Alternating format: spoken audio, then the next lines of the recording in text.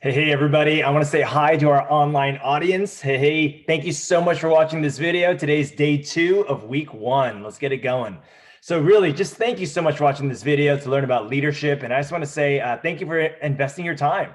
I truly know that if you keep going every single day, and I got to say, you made it to day 2. So that itself is amazing. But if you invest every single day with us, I guarantee you that you're going to see transformation in a very positive direction over the next few weeks. All right, so stay with us.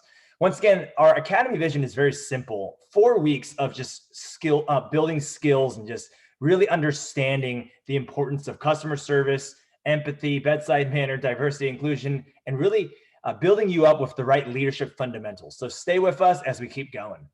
So some good advice and a good practice that we have going on in our academy right now, and I'm so proud of our students for doing this, is we are actually taking notes every single day. I truly believe that within 24 hours, if you don't take notes and you try to remember what you just learned 24 hours ago, you're going to forget it, right? It's really easy to forget what we just learned. However, if you write down every single day some of the main topics, that way you can remember it way better.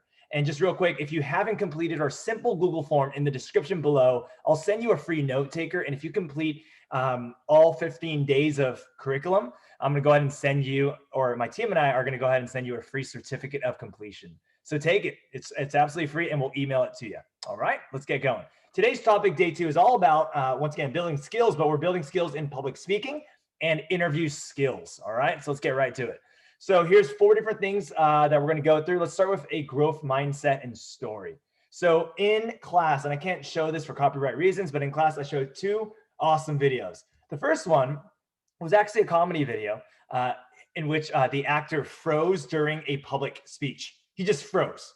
Everyone looked at him, and he just was so nervous in that he couldn't even start his speech. The second video was one of the best graduation speeches ever. And, you know, usually like when you show both sides of the spectrum, students immediately start thinking, which one am I? Am I the first one or am I the second one? But that wasn't the goal of it. The goal of this whole thing was, regardless of where you stand, how are you going to improve? I kind of envision it of like, hey, on a scale of 1 to 10, how confident do you feel with public speaking? And everyone's at a different point in this scale. Some students are a 9, some students are a 1, some students are a 0, some students are a 5. And my biggest thing is stop comparing yourself. Instead, think about how are you going to improve? So if you're a 1, that's fine. That's absolutely fine, right? And I got to say, I probably started off at a 1 at some point as well. But if you're a 1, how can we get you to 2? If you're a 5, how can we get you to 6? If you're an 8, how can we get you to 9? So in short, how are you going to improve? Now, what is that? That's having a growth mindset. That's not saying like, well, this is who I am. This is what I think of public speaking now, and this is who I'm always going to be. No, I need to have a growth mindset. How am I going to make this happen? For some, it's going to be easier than others. But for some, if you just keep working at it, I know that you can grow. And that's what you call being a leader, having a growth mindset. Quick story of me in middle school. In short, one of the things that I could not do, of the many things I couldn't do, was in the PE unit, we usually had this stilts kind of unit where it was kind of like a circus unit where juggling, and I couldn't do juggling as well. Juggling, stilts, all these different things were there. And some of my friends picked it up so quickly in the 6th grade, and they got on those stilts and they started walking. At first it was difficult, but eventually they got it going. But for me, I just didn't. And, you know, no one made fun of me or anything like that, but I was pretty hard on myself. I'm like, how come everyone else can do stilts and I can't do it? The next year, I really dreaded this, the circus unit or the stilts unit, and or using stilts in general. And I still couldn't do it. And then at that point, I kind of thought, all right, well, I can do all this other stuff. I just can't do stilts. But in the 8th grade, I actually was 8th grade president of our middle school. And I just feel like when you're the leader, like all eyes are on you. So in a way, like you're kind of held to a higher expectation. No one says anything, but you feel that way when you're the leader. And that's just natural.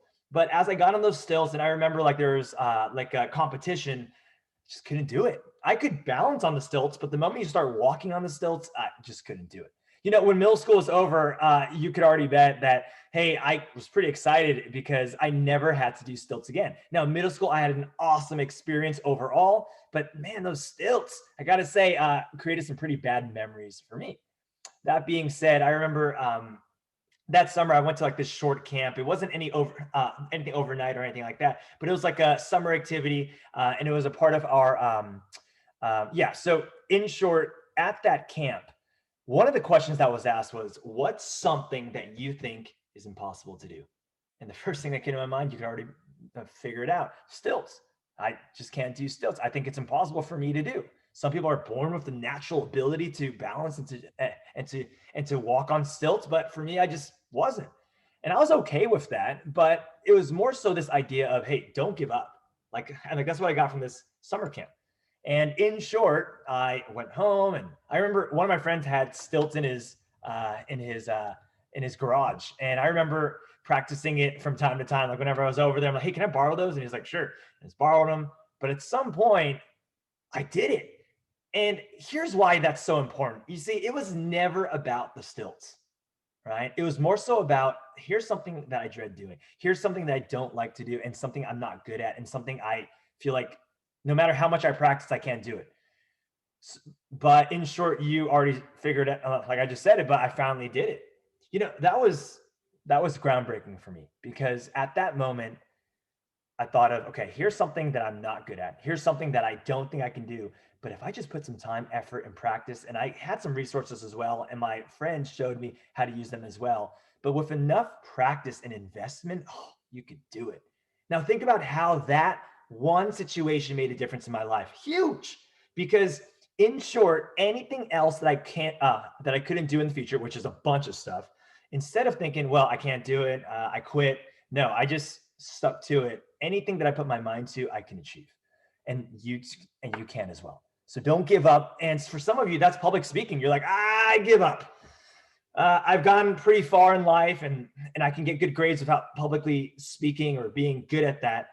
But don't give up. All right, don't give up. If you put enough practice and time into it, I know that you can get better.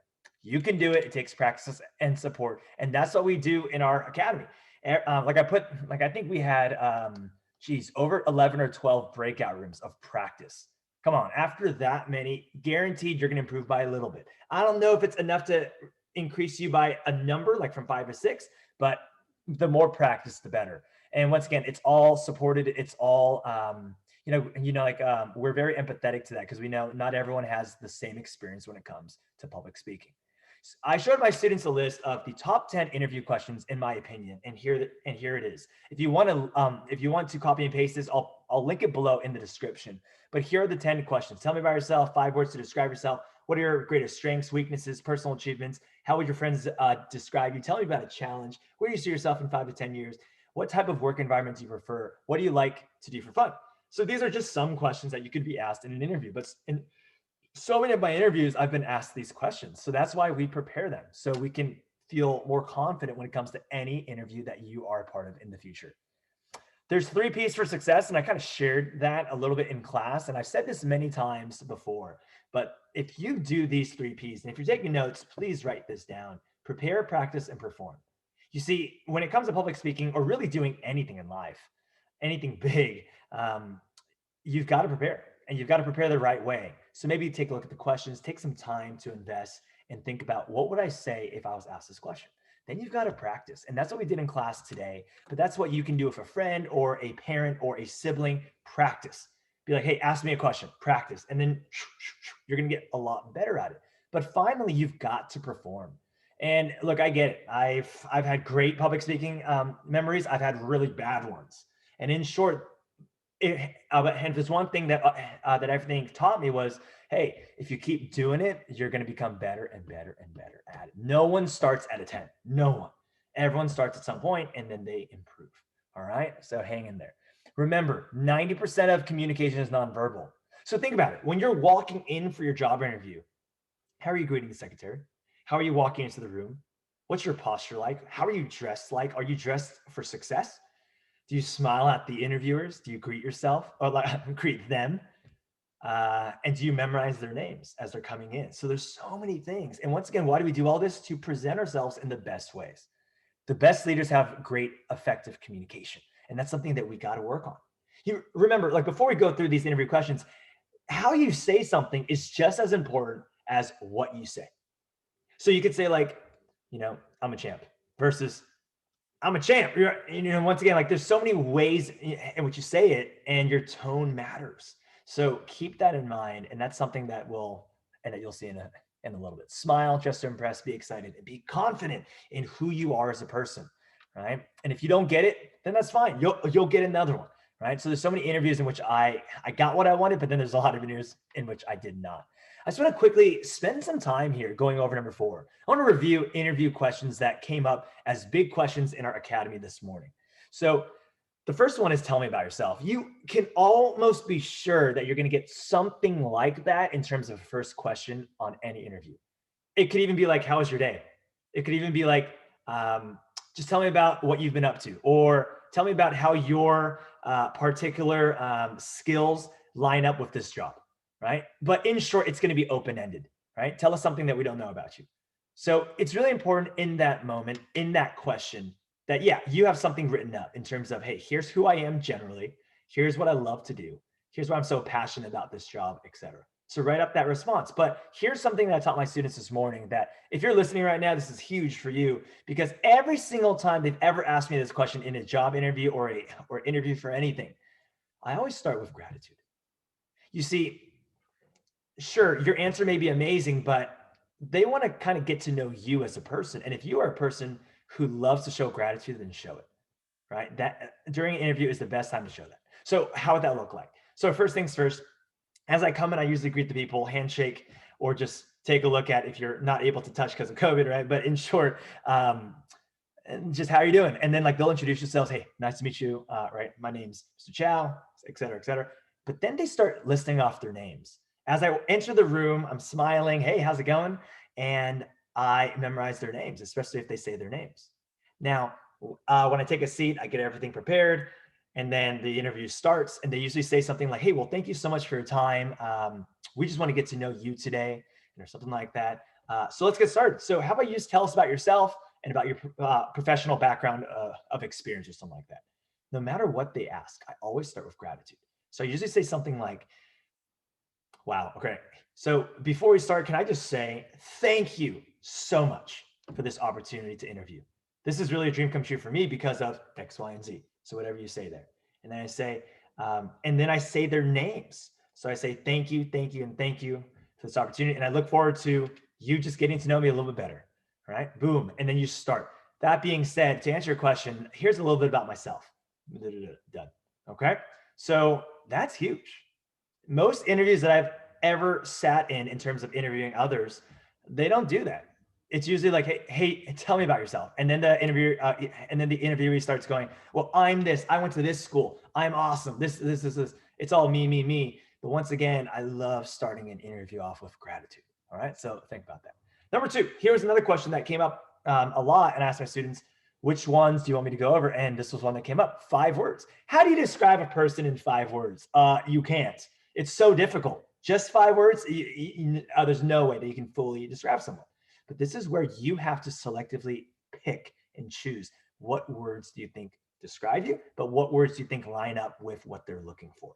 So this is huge, right? So think about the job and position that you're trying to get, but what's the honest answer? So you can't just say like, well, I think leadership, optimism.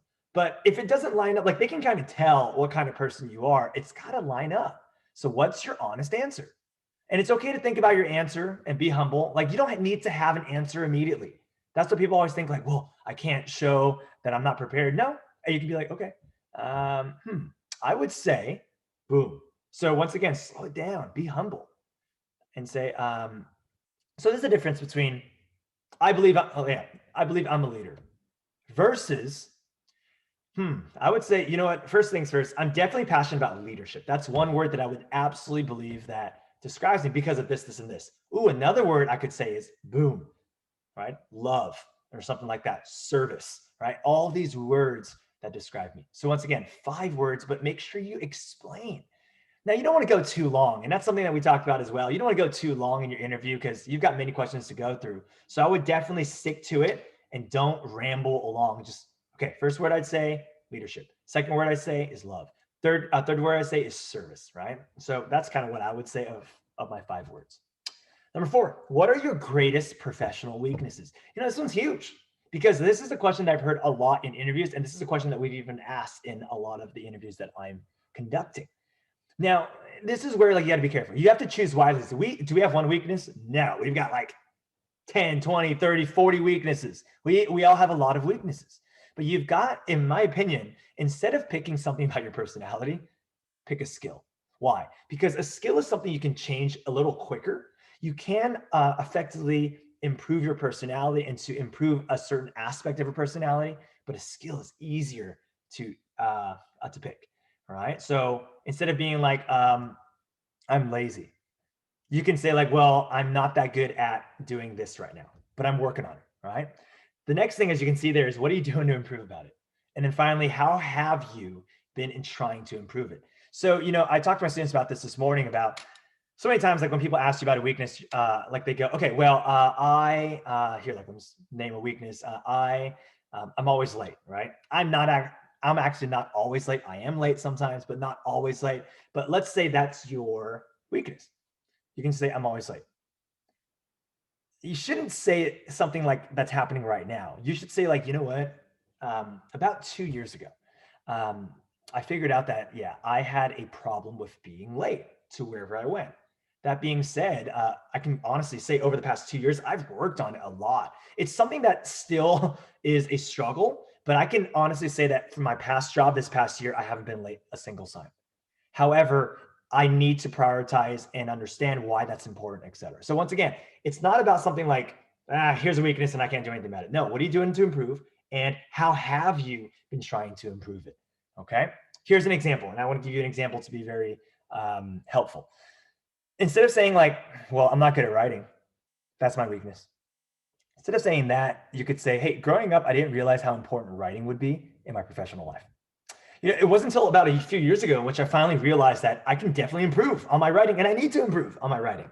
So over the past few years, I've taken 2 classes to improve my writing. And this is on my own time.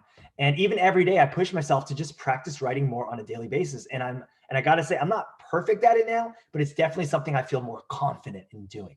Do you see that? There's a difference between saying hey, I'm not good at something versus boom, here's what I'm doing right now. What is your greatest professional achievement? This is my last one, and I want to quickly talk about it. And I could do all of these, but these are the most commonly asked questions for my students this morning.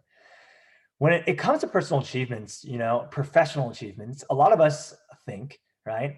Okay, well, I don't want to brag. Now, just to be clear here, remember, it's hard to brag without seeming as if you are bragging, right? Most of the time, if not all, they've already seen your professional resume. So if you've won a big award, put on the resume, right? Can you talk about it? Sure, why not? But don't stop there. So many times I've sat in interviews on the interviewer side where I'm interviewing someone and they're like, well, I won MVP here. I got into this school. I won this award. I won this award. And I won this award. And at a certain point, look, that's great. We don't feel anything less of ourselves because you just listed off your list. However, we want you to we want to hear more about it.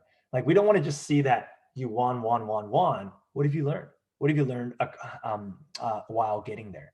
So choose an achievement that includes a story about who you are and why it's important to you. All right. So for example, instead of saying, well, my team and I won the 2021 volleyball championship.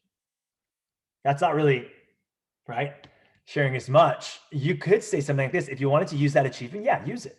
But say something like this. Hey, you know what? I believe, as I reflect right now, I believe that our 2021 volleyball championship would be my greatest professional achievement. For example, number 1, our entire team worked tirelessly every day to improve our skills. And every single practice, we showed up on time and we were there together to work together and to build our teamwork. And then number 2, something else you got to know is we didn't just win. A year before, we didn't even come close to the championship. And so that's why winning was such a great professional achievement. But overall, I got to say, it just taught me that when you put consistent effort into anything you do on a daily basis and you work together as one, as a team, you have a greater chance at success. And it's so rewarding to have won the championship, not only with my teammates, but really what I consider to have been my family. because we spend so much time together and we just built a strong friendship over the time. Boom. You didn't just name a professional achievement, you gave them background. Because so many times that background is what they want to hear, but instead all they hear is boom, boom, boom, a list. They already have a list. It's right in front of them on the resume. All right. So I hope that this has been helpful. If you haven't subscribed yet, please consider it. It would be super helpful to our class. Join us. We're just getting started. We got 3.5 more weeks of this. There's a link in the description below to sign up to get a free certificate of completion and those free fill-in notes to do these videos. All right. Thanks so much, and I'll see you next time.